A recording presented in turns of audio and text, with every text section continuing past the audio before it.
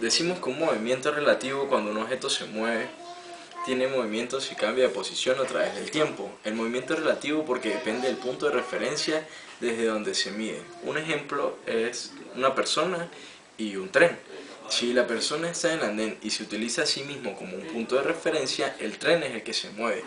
En cambio, si la persona está en el tren y se utiliza a sí mismo como punto de referencia, es el andén el que se mueve. No existe ningún tipo de punto de referencia absoluto, por lo tanto todo movimiento es relativo. Para describir el estado de movimiento de un cuerpo es necesario establecer un marco de referencia, pues tanto el reposo como el movimiento tienen un carácter relativo. Por ejemplo, si nos encontramos parados en la calle, consideramos a los árboles y edificios en estado de reposo con respecto a nosotros. En cambio, para nosotros mismos, las personas que viajan en un automóvil guardan un estado de movimiento, pero si viajamos en el coche, podemos considerar que las personas y los objetos que van con nosotros permanecen en reposo y que los árboles y edificios son los que se mueven. Así, un mismo cuerpo puede estar en reposo o movimiento con respecto al marco de referencia que se considere. Por lo tanto, al analizar y describir el movimiento de un cuerpo es necesario especificar una relación con que otros objetos se requiere en el movimiento. Estos constituyen el marco de diferencia.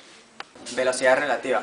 Uno debe tener en cuenta las velocidades relativas para describir el movimiento de un aeroplano sobre una corriente de viento o de un bote sobre una corriente de agua, para evaluar las velocidades usando la suma de vectores. Y una manera útil de resolver problemas que involucren velocidades relativas es pensar que un marco de referencia como un marco de referencia intermedial en forma.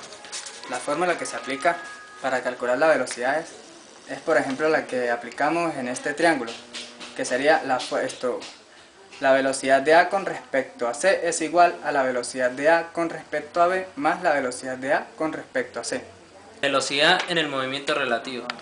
Sea un punto O donde se sitúa un sistema de referencia con ejes X, Y y Z que van a permanecer fijos, y otro sistema de referencia con ejes X', Y', Z' en O', que se mueven respecto a los ejes en O con una velocidad inicial prima. La posición de un móvil P respecto de los ejes en O viene definida por el vector posición R, mientras que respecto a los ejes móviles en O' viene determinada por R'. Derivando respecto del tiempo y considerando que este transcurre por igual para los dos observadores situados en cada sistema de referencia, la derivada de R con respecto al tiempo es igual a la derivada de O' con respecto al tiempo más la derivada de R' con respecto al tiempo. O bien, la velocidad es igual a la velocidad inicial prima más la velocidad prima. La velocidad absoluta es '= a la velocidad de arrastre más la velocidad relativa. Aceleración en el movimiento relativo. Vamos a considerar el caso que los ejes en O' se mueven en aceleración respecto a los ejes fijos en O. Y para averiguar la relación entre los vectores de aceleración se van a elevar vectores de velocidad respecto al tiempo. La derivada con respecto al tiempo va a ser igual a la derivada de la velocidad O' sobre la derivada con respecto al tiempo más la derivada prima sobre la derivada del tiempo. A es la aceleración absoluta, es decir, la que lleva el móvil P respecto a los ejes fijos en O. La aceleración O' es la aceleración de arrastre debido al movimiento con aceleración de los ejes móviles en O' respecto a O. La aceleración A' es la aceleración del móvil P con los ejes móviles en O' en la aceleración relativa. Se puede afirmar que la aceleración absoluta es igual a la aceleración de arrastre más la relación relativa.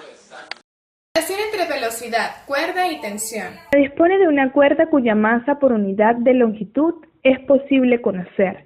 La tensión de la cuerda T está determinada por el peso colgado en uno de sus extremos. Un generador de funciones excita un driver mecánico a la frecuencia determinada por el generador, que excita a la cuerda de la frecuencia F deseada.